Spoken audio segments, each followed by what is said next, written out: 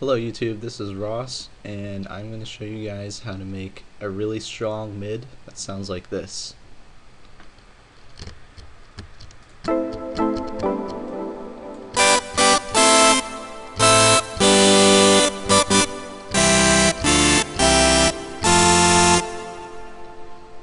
Alright, so first thing we can do is start off by making a new sound.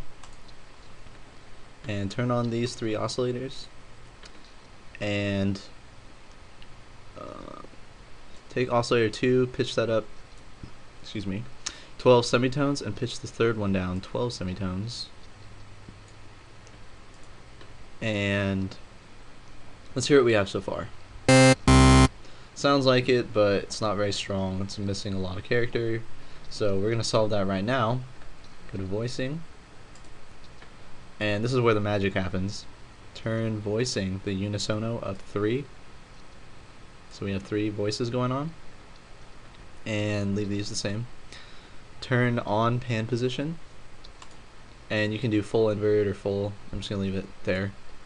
And this is what makes the sound spread out in their stereo to make it a really strong mid that, you know, spreads out and fills the atmosphere, I guess. So let's hear it now. Alright, it's still missing, you know, a lot of effects, but already now, if you listen to the difference, there's a lot more stereo going on, and it's not just some boring mono sound.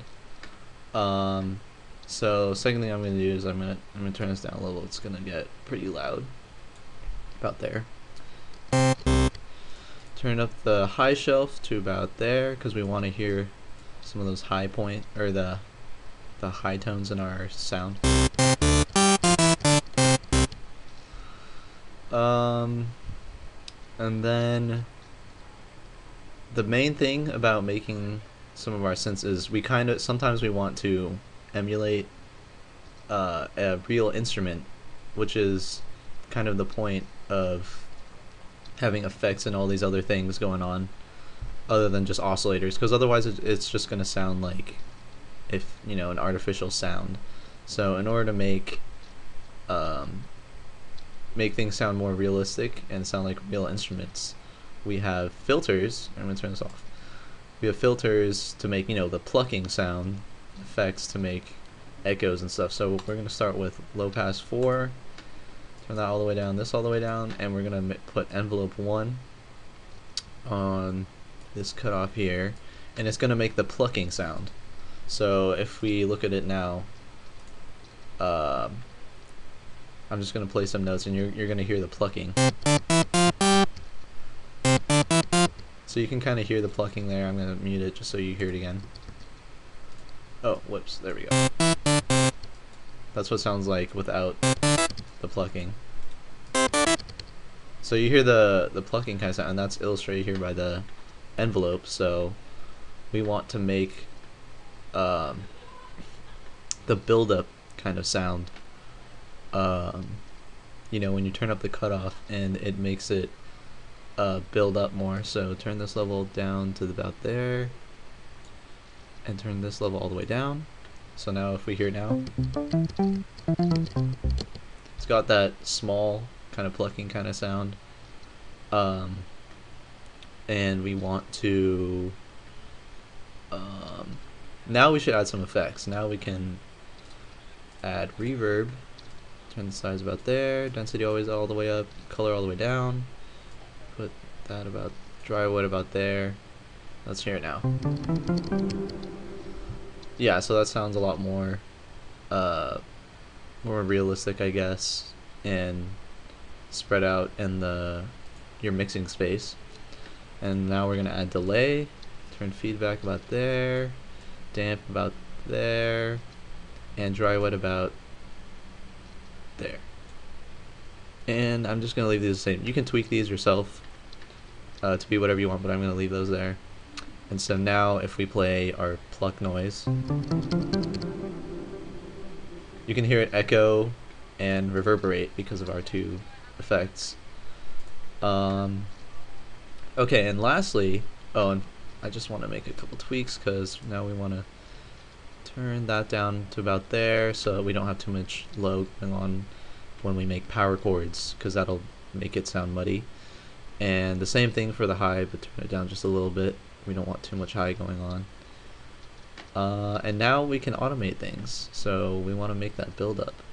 So first thing we want to do is we want to make sure we automate reverb down, because when we up the cutoff on our sound, we don't want way too much reverb going on, because it'll make it sound muddy. And same thing for delay, we don't want too many copies going on. Turn that down and then drag it to about where my mouse pointer is, past the first notch.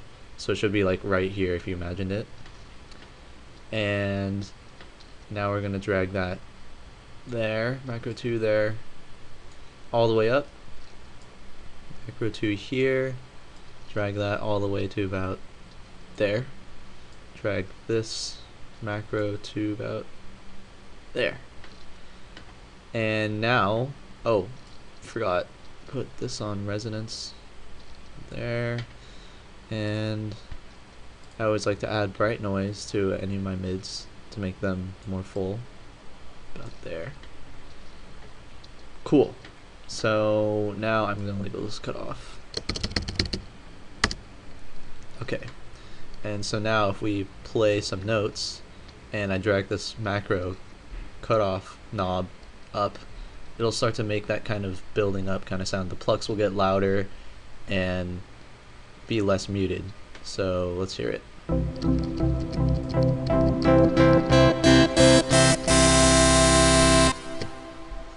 That's exactly what we wanted, so sounds pretty good.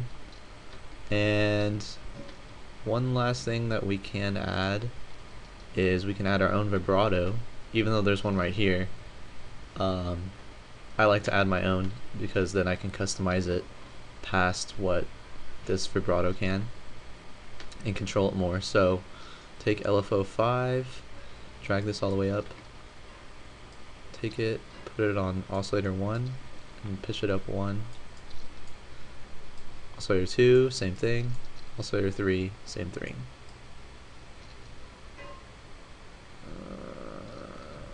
There. No. No. Yes. Okay, and turn off restart and turn on mono. We do this so that the vibrato triggers at the same time for all three oscillators, so we don't get like a chorus effect going on, and we don't want that. Turn amp all the way down, because we're gonna yeah, let's just do it now. Put macro 3 on it, turn that up to about there, and we're gonna call this fib, because we already have a vibrato right there. And you can use whatever rate you want, but I like to use sync, and 1/16 I tend to like more than the other ones for this sound. So let's hear it now. You can hear it, you can hear the pitch being modulated by LFO 5. If we turn it up even more, you can hear it even more.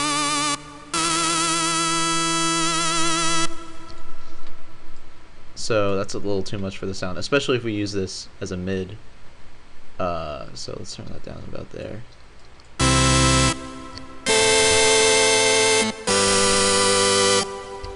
It makes your sounds more interesting and sound, again, more realistic, like real instruments that can utilize vibrato. So, but we don't always want it sometimes, so let's put that off for default. And that's pretty much it for our sounds. Turn this up a little. That's pretty much it. So let's hear how it sounds if we were to, you know, play some chords on it.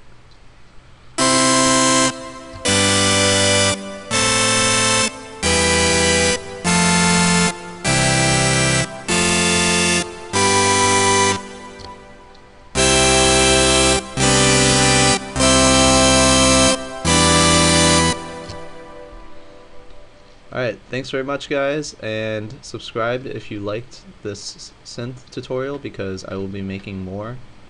And leave any comments below if you have any suggestions. and have fun mixing.